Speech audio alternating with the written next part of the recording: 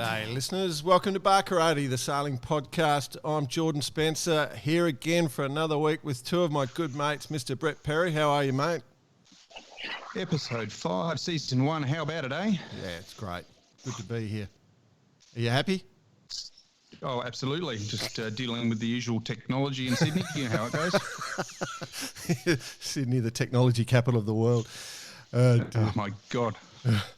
And also, Nick Bice, where are you, my friend? Delamutsiang. Delamutsiang. So where's that? You got me. No, I'm in Bali, actually. You're in Bali.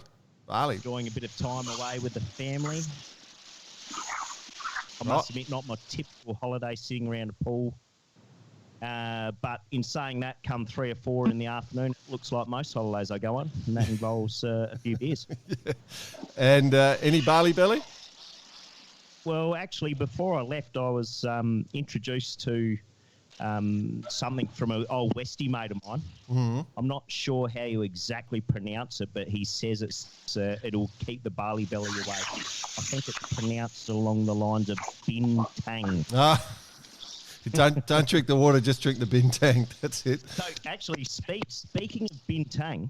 Oh, yeah. Last week I mentioned about our logo. Now, to tell you the truth, being on holiday, it's allowed my creative mind to just start running away with a few things. And come 3 or 4 o'clock, there's a fair chance our logo might look like a bintang logo, the way things are going. It's got multiple uses then. You can do all sorts of merch when you go with the logo like that. The merchandise. Yeah. We could just come to Bali, buy a singlet, hoodie, hat. I'm finding you a special hoodie, special visor, of course. Good man. Good man. So, yeah, I've been decked out in my bamboo thongs and my bintang T-shirt, and I'm ready to roll. Could the first bit of merch just be the words bintang crossed out and Barkarati scribbled on? Is that what you're saying? Pretty much, yeah. We're a class act. Speaking of class acts, so boys, we have an interview lined up straight away. We've got the great man Richie Allanson on the line, new world Etchell champion for the first time for the man, but he's won a ton of events. Richie Allanson, welcome on board to Barkarati, mate. Great to have you. Thank you for having me, boys. Bit of fun, hey? Hopefully, we're excited. I'll start. Congratulations, you start. Hey? I just wanted to say congratulations, Bretto, that's all. I was pretty... It's there's a lot going on. So for those that don't know, Richie was part of the team that won the Etchells World Championships just gone in Corpus Christi in Texas in a great battle. And I believe that's your first win with... you were sailing with Bisho, Colin Bishel, and who was the other guy? Ian Murray. Yeah. Two very good mates of mine that previous world championships in the Etchells class. Yep. And certainly my first one. So it was quite a cool feeling, particularly doing it with two good mates. Very, very special. Yeah, cool. We do have a theory here at Barkarati that we think your success has come down to the shaving down on the heads. We've noticed you guys have taken the hair off the heads. Is there any shaving? Shaving? Was that shaving or something else? I think that was definitely the advantage we had over the Magpie team. They had 2 bald guys and 1 ranger. But, I think the ranger sort of held them back. He wasn't committed to the cause. Oh, I see what you're saying. That hurts considering what we've been talking about in the last few weeks on Barkarati, but that'll come up later in the chat. Well, rangers can shave their heads and still be rangers, mate, so it's all good. It's all good. Very good. Very good indeed. So, Richie, tell me how many Etchells Worlds have you competed in the past? I think that was my first one was with John Bertrand in 2004. I did another one with John Savage in Sydney, so it was 2012. Rhode Island with a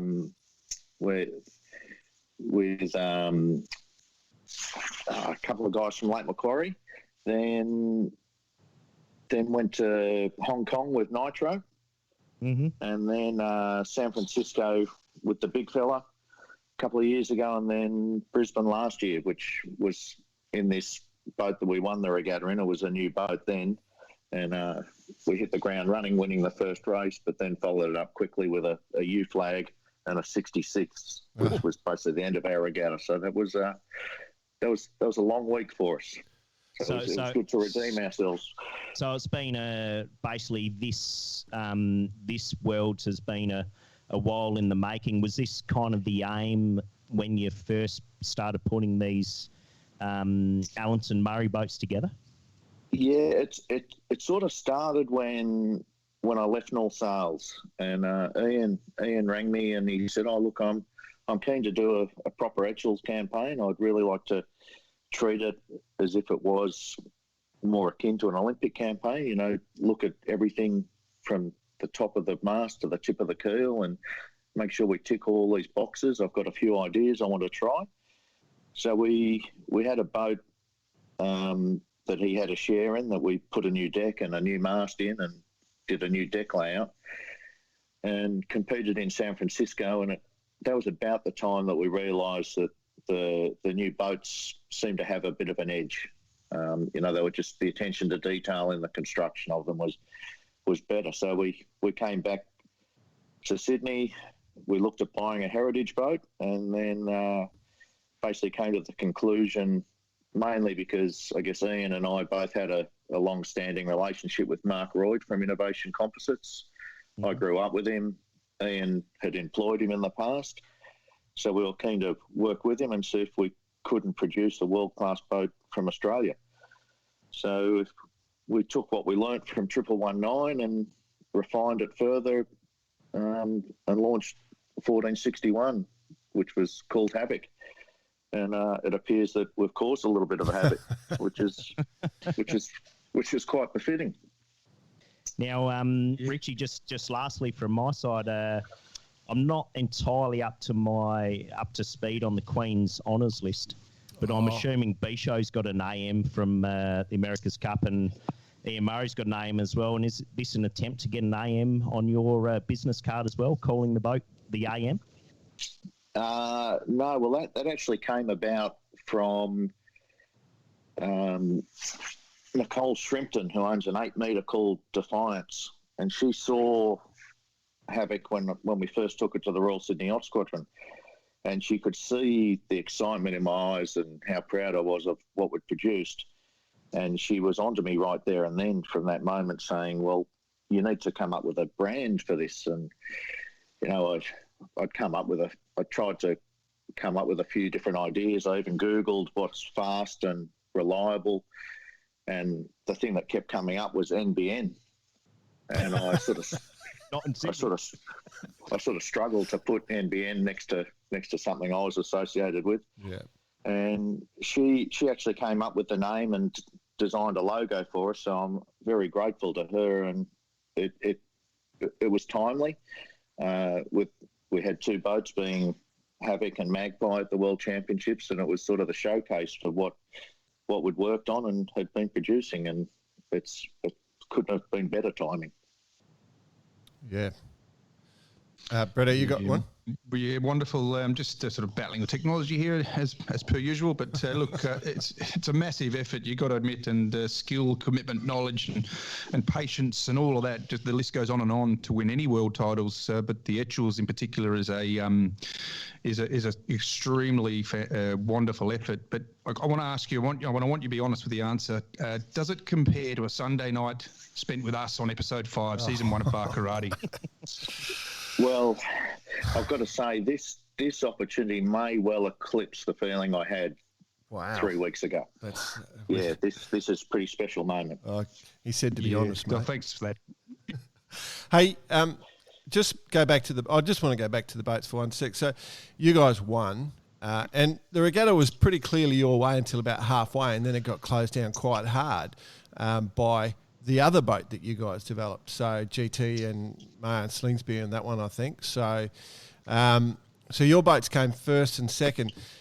And also from the reading I've done, you pulled together, I don't know who was involved completely in the training regatta that you did beforehand, whether it was just your two boats or there were more. But can you sort of just talk about the benefits of that, because I know that just actually information sharing is the key to winning regattas in one design. That's my belief. So, yeah, I think we had been working with the Magpie guys since we put 1119 together, and so it's the best part of 4 years. I'd done a national championships with the boys in Brighton that we managed to win on Magpie, so we had a fairly close relationship with those guys. And James and GT joined me on Havoc to win the Victorian States earlier this year, and that was basically when James decided he wanted to get one of our boats, and we had to do a little deal with Jean-Claude Strong, who had a boat in build at the time, and she very kindly gave up her build slot to allow the boys to take that boat and get it to Texas. So it meant that we had 2 identical boats with identical masts and identical sails.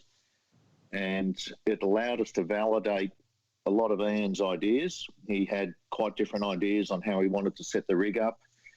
And he had an attitude where in the Etchells class, there's a lot of things that have been tried over the years, and people are pretty quick to say, oh, we tried that 20 years ago and it didn't work. And he wanted to revisit a lot of these things. So we ended up with a team of 6 sailors who were open-minded to try these things and all bought into it. So it was really quite a unique opportunity where we essentially had one team but 2 boats, and it was very much open book.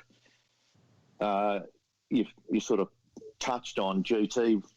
We were going really well at the start of the regatta, and GT was going well, but not as well as we were.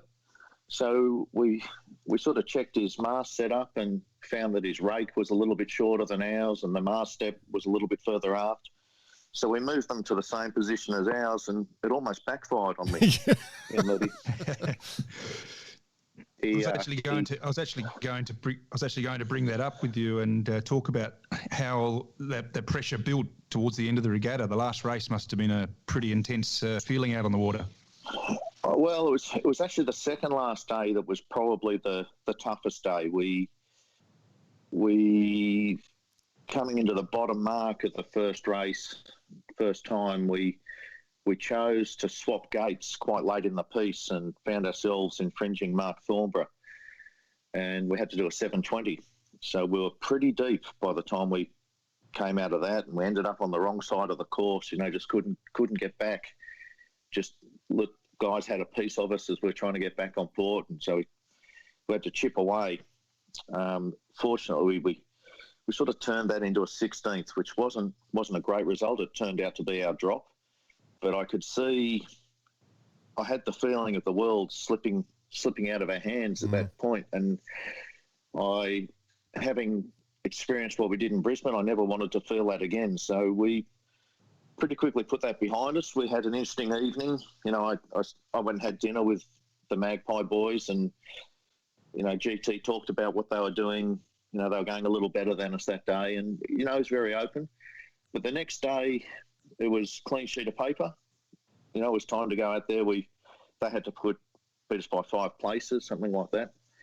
And on the way to the start, I said to big fella, well, what's the strategy today? He said, well, what do you think it should be? I said, I think we need to go out and race as if we're trying to win the race. He said, okay, that's good enough for me. And that's how we approached it. And the Magpie boys they approached it the same way. They had to give it a red hot go and just see how the cards fell. But once we got off the start line, we got a pretty good start, and we were yachting along, and I just felt comfortable the whole day that we were going to be able to do what we needed to do, and as it turns out, we did. So it was quite an interesting day. So day 4 was the toughest, not the 5th day. Yeah. Congratulations on that, mate. I'm glad you clarified that point on the rake and the mast step too, because my gut feel was that Slingsby was just trying to get the thing falling for the first couple of days, and that's where it was going. I mean, he's good. If he's not the best sailor in the world, he'd be close. But yeah, He ain't going to get an Etchells foiling. Hey, I want to go back to that point where, you wanted to try lots of different things. And don't say if there's any sort of proprietary stuff you don't want to reveal, but I want to ask, what is the thing that you've discovered that surprised you most now, without giving anything away? I think the work on the rig we did was the biggest gain we had. We worked really hard on getting as much weight out of the rig as we could, and we got in excess of 2 kilos out of the rig by, of all things, changing. The class has gone towards diform or hammer standing rigging over the years. Yep. Mm-hmm. And we looked at it and we said, well, why don't we go back to 1x19? And it saved 1.4 kilos by changing the wires. And the Etchells are pretty interesting in that you go upwind and the leeward shrouds are flopping in the wind as a general rule. So we figured, well, we're never really getting the things tight enough to warrant needing the diform. So we did that. We worked with Whalespar on designing a new halyard exit box, got rid of the welding on the mast, got rid of the sleeve, put a titanium halyard lock in, just little bits here and there. So that added up to less heeling, less pitching. That was all positive. But then Ian for a long time had been trying to chase a tighter headstay. And for those that have sailed in Etchells, they'd understand that the headstay's never tight, and it's not like a modern yacht with a carbon mast and runners and the likes. You're always going to have a certain amount of forestay. But we started to move the shrouds round and found that we could get 10% more load on the headstay just by moving the cap shrouds to a different position. So that was probably the biggest thing, was getting an understanding of what happens when you do move these things around. And it was a big gain. It had the rest of the fleet sort of scratching their heads, because every day they'd see us with the shrouds in different positions on the chain plate. Wow. That's that sort of stuff is fun, isn't it? It is very, very cool to actually spend times with two guys. And I think the fact that they spent so much time in starboats allowed them to really understand the geometry and what can be achieved through subtle changes of moving shrouds back and forth, and what impact it has on the spreaders and therefore the mast bend or the forestay tension. And it was, very, very unique opportunity to sail with two greats. Absolutely. And to actually then to see the difference between you two guys, two-boat testing, and then and actually prove it as well. Yes. It made a lot of people with the green and gold on their chest very, very excited during that edition of the World. And we're looking forward to seeing the AM boats perform well in the future as well. Yeah, well, it's exciting times. So we've got what has happened is we've ended up with a string of orders, and I think, the guys at Innovation have done a wonderful job, investing in some new tooling. They've bought into what we're trying to achieve, and, they really are delivering a first-class product that the world are taking note of. Very cool. It's great news for boat building in Australia too, I must add. It's a very, very hard industry to succeed in, and good on the boys down at Innovation. Absolutely. So, yeah, really good. And then I guess the last thing that was really different was we developed some of our own sales along the way. I still have a strong relationship with the guys at North Sales, and they allowed me to go and play with some of the sales and just develop a few things. And us and GT were the only two boats using the jibs that we had. So I think those sort of things, just played into our hands. We were able to sail in a slightly different mode upwind, and gave us a little edge here and there. So your sail shapes were obviously, control. You were able to change them around a fair bit because of your rig setup, I would say. Well, yeah, the tighter forestay allowed us to in-haul the jib quite aggressively, which is something that has been experimented with in Etchells before, but it hasn't really been that well achieved. And I guess the sailing I've done on the McConaughey 38s and TP 52s it highlighted the changes in sail shapes that you needed to be able to achieve that change in trim. The angle of attack and the bottom of the jib is quite different when you're in hauling than normal. So that was sort of the route we went, and touch wood, it paid off. Certainly did. World Championship, big thing. Etchells, champion. Yeah, very, very proud. Good man. All right, I think we're going to have to move on, mate. It's been a real pleasure to have you on board. Well, thank you very much for your time, boys, and the opportunity to have a chat. And good luck with bar karate. I think it's a refreshing way of promoting the sport. And good man. I hope it goes gangbusters for you. Yeah, good luck with the AM Allanson Murray boats, mate. Thank you very much. Cheers, Richie. Glad to have you on, and keep celebrating till the next Worlds that come along, which they seem to happen every 6 months or so. So, congratulations. Well, no, we've got a bit of a wait this time. November 2020 in Fremantle. So, there we go. Hopefully that's a well-attended event, and it'll be good breeze again. Good place to go yachting. Absolutely. All right. See you later, bud. Thanks, boys. See you. Good on you, Richie. Thanks, mate. Have a good night.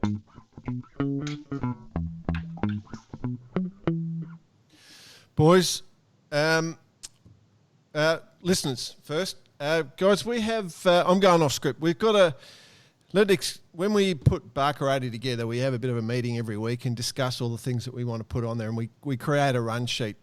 And these boys don't know what's coming because I'm going off the run sheet. I got a phone call late last night, gentlemen. The great man, Robin Jewson, Fritz, who is one of the great sailors of the world, never bothered to go pro, but if he did, he'd be one of the greatest in the world.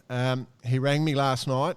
His son was in town in Adelaide, and he has told me that my photo has been removed from the yacht club at the Adelaide Sailing Club. It is gone. Oh, controversy. No. Here we go. Break out the bloody tissues, will you? Get the Kleenex out. Oh, I don't care. I'm just saying, you guys put the boot into me over at the other couple of issues ago, so I'm just bringing it forward. What are we going to do? I'm not going to worry. The problems for Adelaide Sailing Club. Their bar takings will go down. The number of women in the sport will drop. There's all sorts of things that are going to come as a consequence to this, but that's what's happened. Just letting you know, it's no longer there. I can't convince anyone to give me a free beer. Did they run a SWOT chart, you think? Or photo? A SWOT chart on my photo? Yeah, would be. Yeah, I don't know. There's rumours. Maybe Brighton and Seacliff have come down and stolen it. No, there's actually rumours that it's stuck up on the back of the dunny door at Brighton and Seacliff Yacht Club. No, young Nicholas went and checked. It's not there. Anyway, just thought I'd give you the update, so I can't get any more grief on that one anymore. It's down. I can just go in there as a normal human being. I can tell you, we'll keep searching. Right. That's not an ended story. Oh well, but we have a good story now, BP. You found a cracker during the week. We went into the history vaults, and you found the story of the USS Constitution. Can you give us this? This is an absolutely hilarious story. If you haven't heard of the USS Constitution. Let us know, Brett. Yeah, look, I was just doing a bit of, wandering through various sources of information, as you do when you're sitting around recovering from a car accident. But I came across this story, the USS Constitution. Now, it had a nickname called the Old Ironsides. Now, I don't know. I did a little bit of research on that, actually. It was a revolution in the day when it was made, and the shape of the hull itself actually deflected weapons from other boats. So there's a little bit of tidbit on the side. But this particular vessel, it was designed to obviously service the wars of the time. And so what it did, it carried 48,600 gallons of fresh water for her crew. It had 475 officers and men on board. So you could imagine there's a lot of water that needs to be dispensed amongst the crew. So this is an old square rigger, isn't it? This is an old square rigger, yes. And so just to give you an idea, this is July 27th. The logs were taken from 1798 to give you an idea. So we're going way back here. Yep. So 48,600 gallons of water to service 475 officers and men. Now, this was supposed to be sufficient to last 6 months at sea. So she carried, back then there was no water makers or what they called evaporators at that stage. So it was carrying hard water from port to port and would stay out for anything up to 6 months at sea. So this is where the story got interesting. So it went from there on to be noted that on her log on the 27th of July, 1798, the USS Constitution sailed from Boston with a full complement of 475 officers and men, 48,600 gallons of fresh water, 7,400 cannon shot, 11,600 pounds of black powder, and wait for it, 79,400 gallons of rum. Okay, that is nearly double. Okay, now it is specifically stated that her mission is to destroy and harass English shipping. So you've got blokes pounded up with 79,400 gallons of rum, and their duty is to destroy and harass English shipping. I think the harass is probably the biggest thing that's going to happen at that stage. Yeah. I wonder if they were all rangers as well. It would have been a huge fight. Anyway. Oh, on the rum, I can tell you. So anyway, the logbook goes on, and she arrived in Jamaica on the 6th of October. She took further 826 pounds of flour, and just to add to the stock, another 68,300 gallons of, wait for it, rum. No water. Okay, so I don't know what that number adds up to, but it's a damn lot of rum. 147,700 gallons. There you go. Look at that. The man's here. The bean counter's speaking up. Sorry. Yeah. He likes the rum, by the way. Just quietly. Yep. So she headed from there to the Azores, arriving there on the 12th of November, where she provisioned with 550 pounds of beef. And why not 64,300 gallons of Portuguese wine. So we've now got the rum and wine on board. Still no mention of water, I might add. So we're going along all right. Now, from the Azores, she's set sail for England. In the ensuing days, she defeated 5 British men of war, captured and scuttled 12 English merchant ships, salvaging only the rum aboard, of course. And by January 26, her powder and shot was exhausted.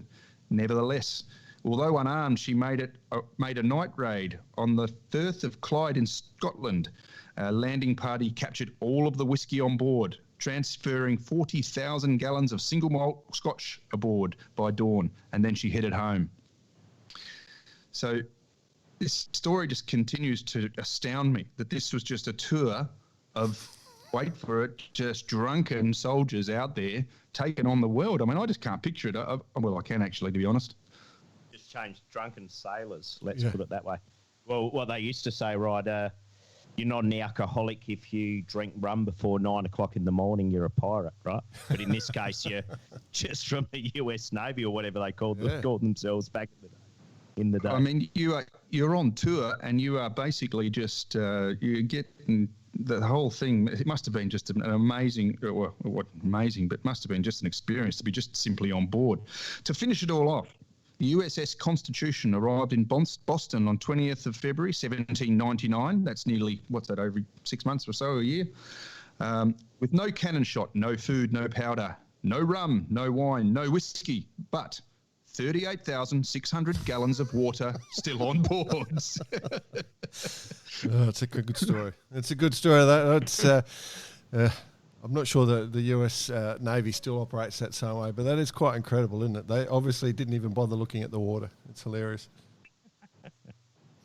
It's unbelievable. I mean, I think it does actually warrant us creating a little bit of a segment like that, just to see what more stories we can find.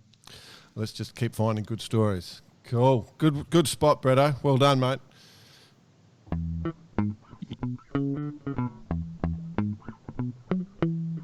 Boys, there are a lot of boats being launched this week. We've seen a couple drop, and we've seen a few things, and we've got a heap coming.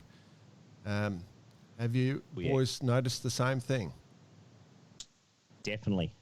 We're seeing what we'd call, the freshest new IMOCAs coming out of the stables. And we're going to see a few more, by the way, in preparation for the route run, which kicks off later this year. And I guess what we are seeing with the IMOCAs especially is the new breed are actually built knowing that they're going to foil. Remembering that the 2016 Vendée boats, let's call them, they were built on the edge, not knowing are they going to foil, are they going to foil, or they're foil assisted. It was still a bit dubious as to what's going to happen. But what we're seeing emerging out of the sheds from CDK, from Persico, is some pretty cool stuff from the stables of 1K, Verdier, VPLP, and all those guys. So this is going to be a race to watch for the road run, that is. And of course, we saw the emergence of the POM's new cup boat. Yeah.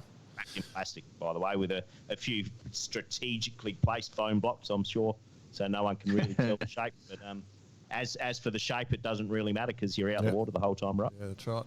Supposedly, they're all starting to drop. They're supposed to drop in August. So I've seen the only launch date was late August for the Italians. So, and so in the IMOCAs, that was Sebastian Simon's boat, which had that sort of real dreadnought look, the Archaea Paprec one pronunciation, and Tom Ariont with the Bat boat was out. So this is exciting. There's plenty of boats coming, a lot of boats coming. It's an exciting time. Keep your eyes out. Yeah. I think this new kind of there is a rule in the IMOCA class that you can't have a too fuller bow. It must be cannot be a certain width.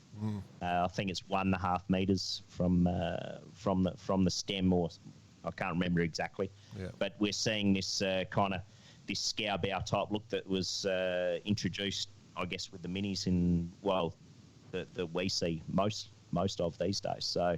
The scow bow.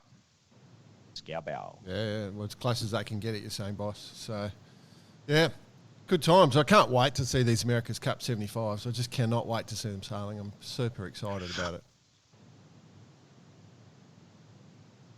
Yeah, I'd have to agree with you on all that. I mean, I'm just really looking forward to be honest, to see a couple of these America's Cup boats actually competing. I think that's going to be just a vision to behold for sure, and looking forward to that.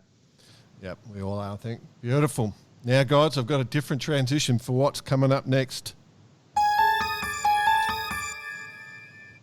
The scary music. I have no idea. Is that the session? Is that the section? The scary music section? That was the scary sound bite. Just because we're going to talk about the laser vote, and I have no idea how I'm going to explain this in a simple, concise term. I've gone down the wormhole. I've been reading, and I am so confused. So, given that confusion, I thought I might just try and talk about it one more time, because I suspect they're not going to get the vote approved. And I'll tell you why, I think. Oh, here we go. Is this a conspiracy or J-Dog's theory? It's a compilation of all the websites and news sites I've read on this, and quotes from people, and then actually going and looking at the actual rule itself and what they're voting on. So for those who don't know, the laser class is having a vote, and they're trying to get through to fit within the Olympic requirements to have this fair, reasonable and non-discriminatory terms in their rules. So what they're trying to do is that they want to get a new vote that where all the parties to the sailing thing agree that any qualified and interested builder can enter the market on a fair, reasonable, non-discriminatory terms. And then to make this happen, they need to remove the requirement for builders to be licensed by laser trademark owners. So this is where it's gone all pear-shaped, as far as I can tell. So to be in the Olympics, they need to get this through. And that means there'll be lots of different builders, So the International Laser Class Association is trying to push this through. But the problem is there's 3 major builders in the world. There's one in Australia, one in Japan, I think, and then the one in Europe. Laser Performance Europe, which also does the US. They're huge. They're huge. And the European market's the biggest market. And those guys actually own the trademark. And they don't want... This is what I'm reading. So this is... they allegedly... I don't want to get sued. They allegedly don't want to remove this trademark ownership thing. So this is where they can't agree. And the issue they reckon that will happen is that LPE, Laser Performance Europe, is saying to all the people in Europe, which make up probably 65-70% of the voters, to vote no. Whereas the International Laser Class Association saying vote yes, and I think you need 66% vote to get it through.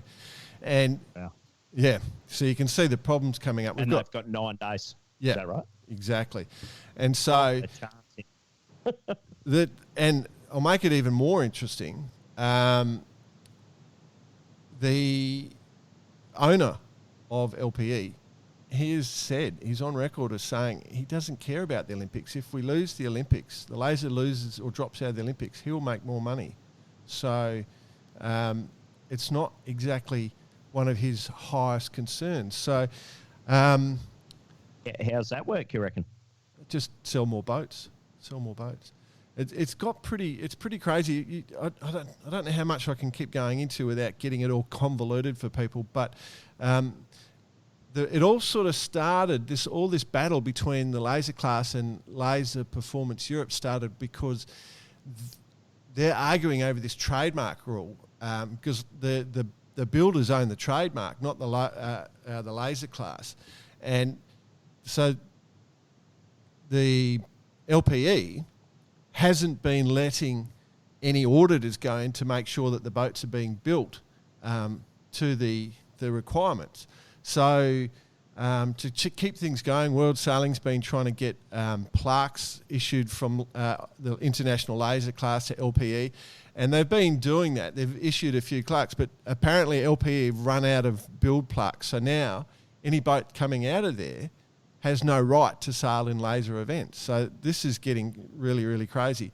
And the other thing I've found out is that on average, to get a change into the laser class through the rules, it takes about 9 years on average.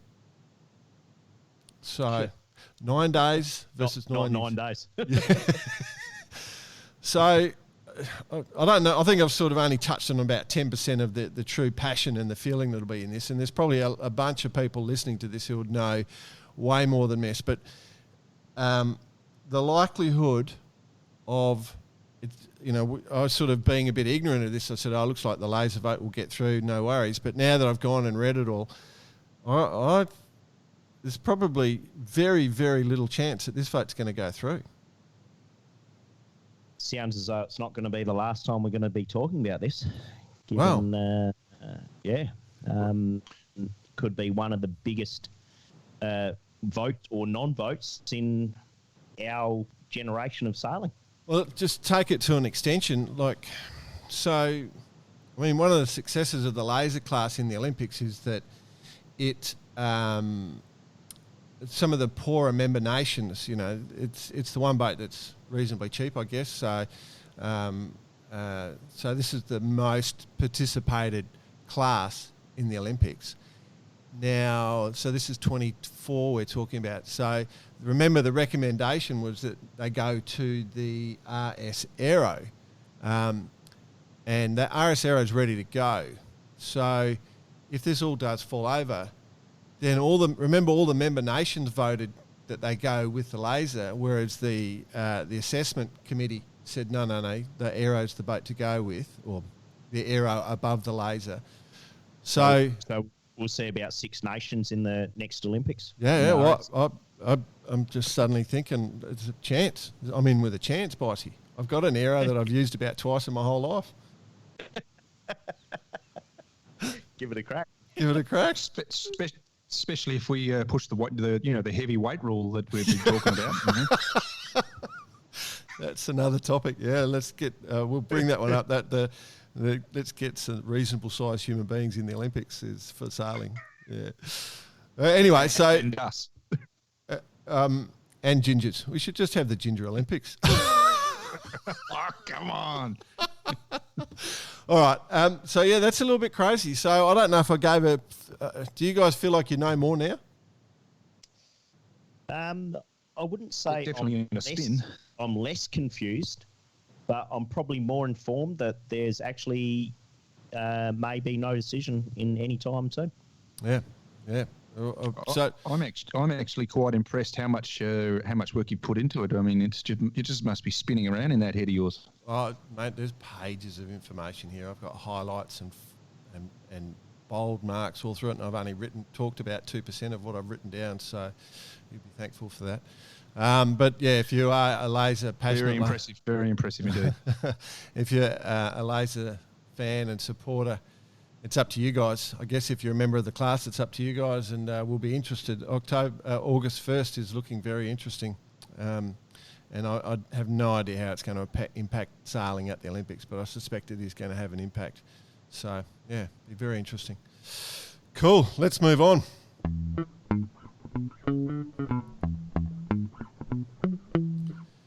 Bit of racing been going on this week. It's been interesting. What have you been watching, Bossy? Well, I've been keeping a close eye on the Transpac for many reasons. Action-packed race. The front runners are now home, and that includes the big multis and the bigger monohulls. I guess we're going to have to wait a little bit to see who takes it out on handicap. But Comanche romped at home in a little over 5 days, 11 hours, which is their Comanche's previous record was 5 days, 2 hours, so they didn't quite get that. They beat Rio 100 home by almost 24 hours, and the first of the multis was around 24 hours ahead of Comanche, and that was Argo, which was followed closely by Power Play, which was only 29 minutes behind. So that was very close for the multis. But the Comanche brings the barn door home, which they're newly only allowed to take the barn door in this edition. They weren't allowed it last time due to having powered systems on board. Yeah. But as Jim Cooney and Stan Honey have been said to say, it's the barn door should keep up with technology and the way boats are going and what have you, and who knows, in 5-10 years' time, there's going to be a whole lot more boats out there. Yeah, good win to them. So in terms of... So it's good. Yeah. Bit of damage during the race, though, mate. There's some good stories. There's some amazing stories there. Lots of damage. I mean, we had a boat sink.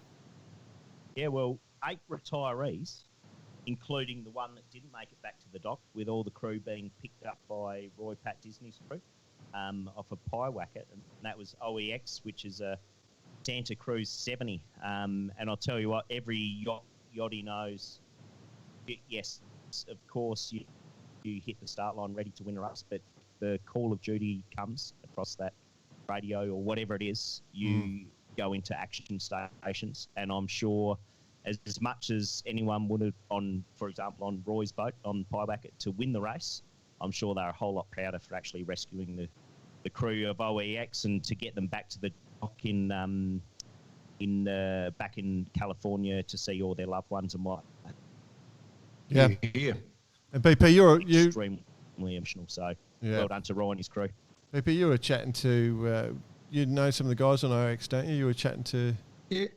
Oh, they were on board one of the 50s, a Santa Cruz 50, okay. pricey if you're listening out there. But they had same deal, rudder damage. The boat wasn't damaged to the point of OX, but the damage seemed to happen early in the race for the majority of the boats. So don't know whether they were hitting things or what was going on, but they managed to turn around and get back and get in, and sustained quite a nasty blow to the rudder and rudder bearing region.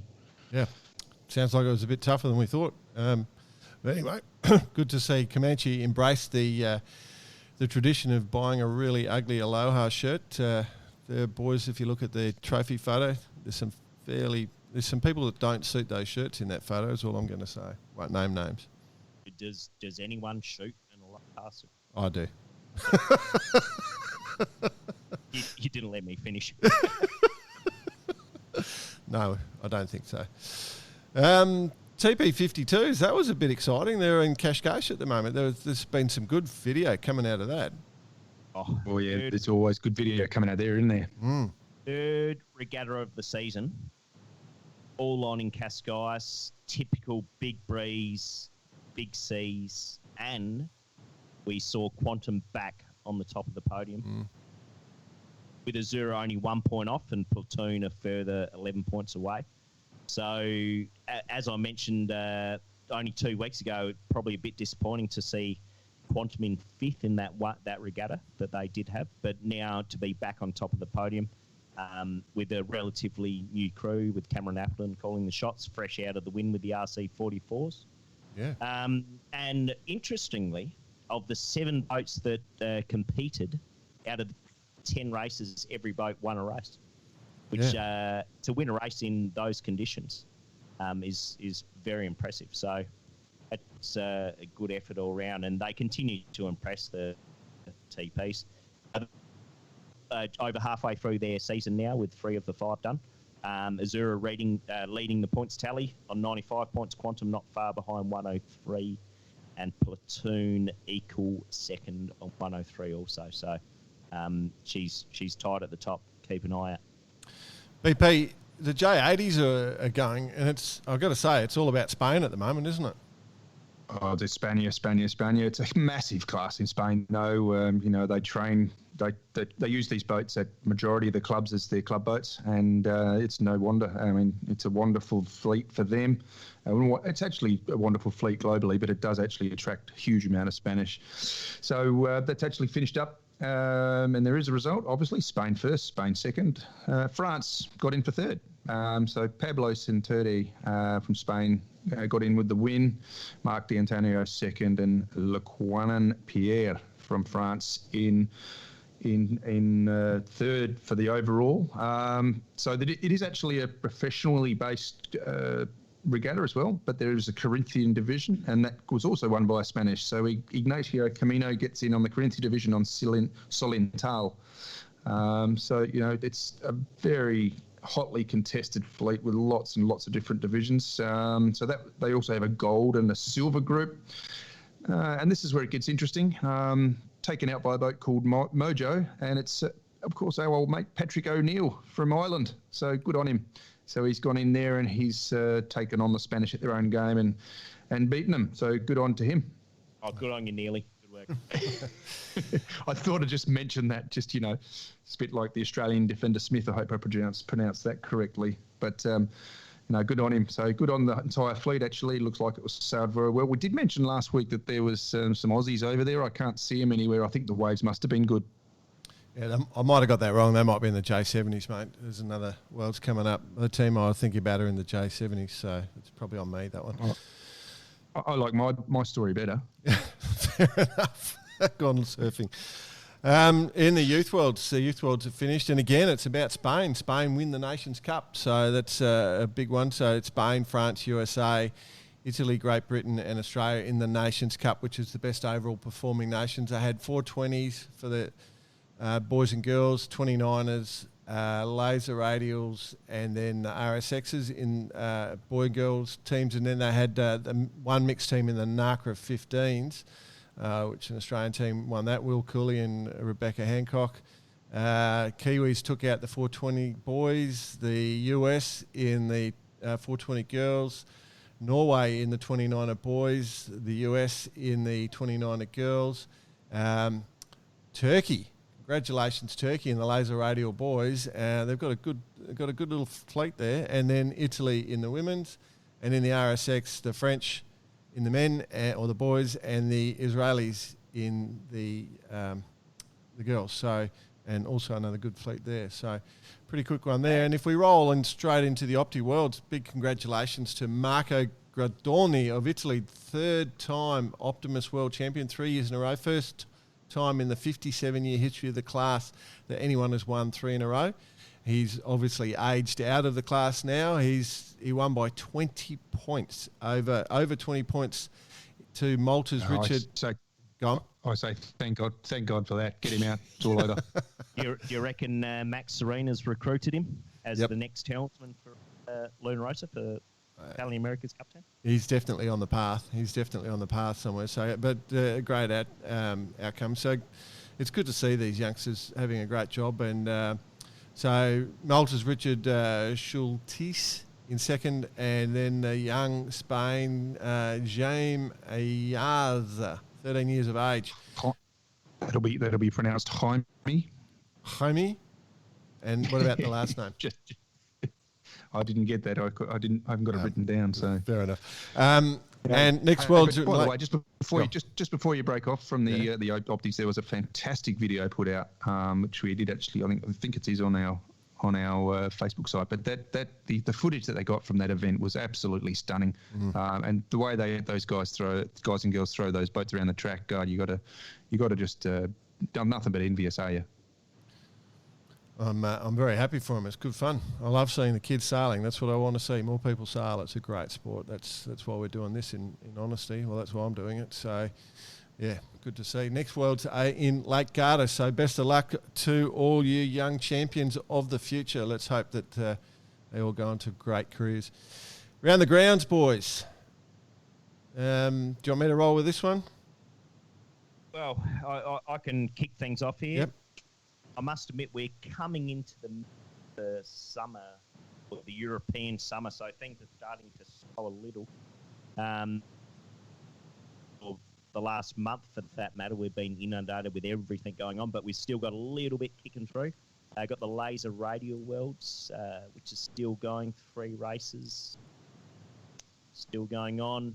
The Contender Worlds, the 8-metre Worlds. So, we love a metre boat, don't we? Do. We Absolutely. do. Absolutely. Travemünde Vodka.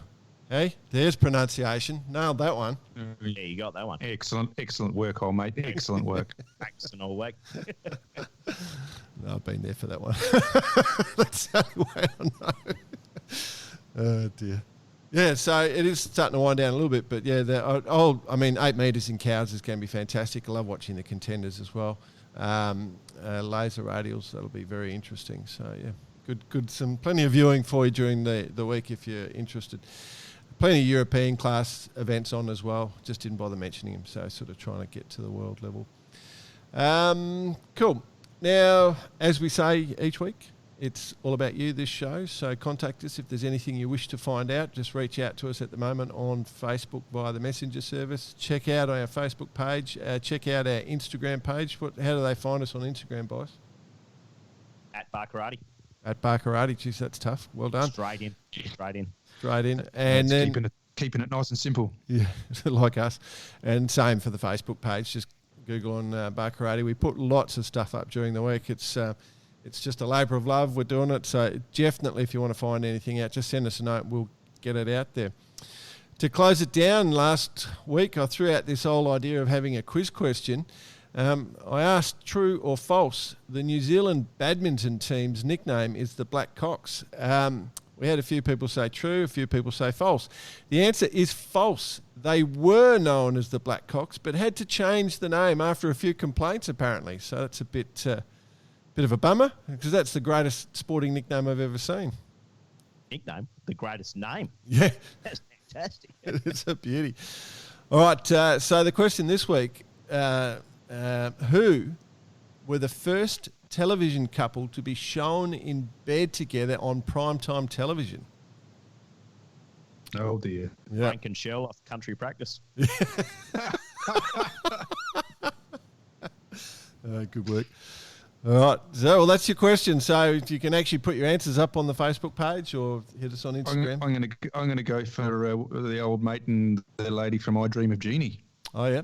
I don't know that is the answer. I'm not saying either way. I do know the answer, but so I'm going to throw it anyway. But yeah, good guess. Old mate just rubbing the lamb.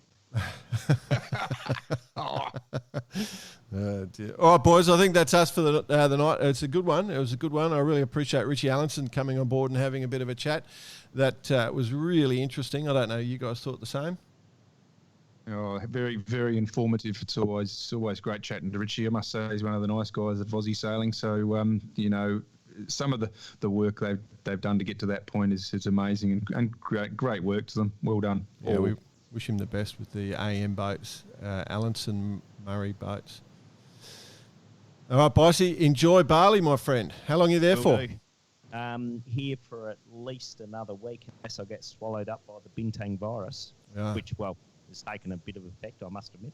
But no, I'll be on the airwaves again with you two fine gentlemen next week. All right. Enjoy it, mate. Love to your family.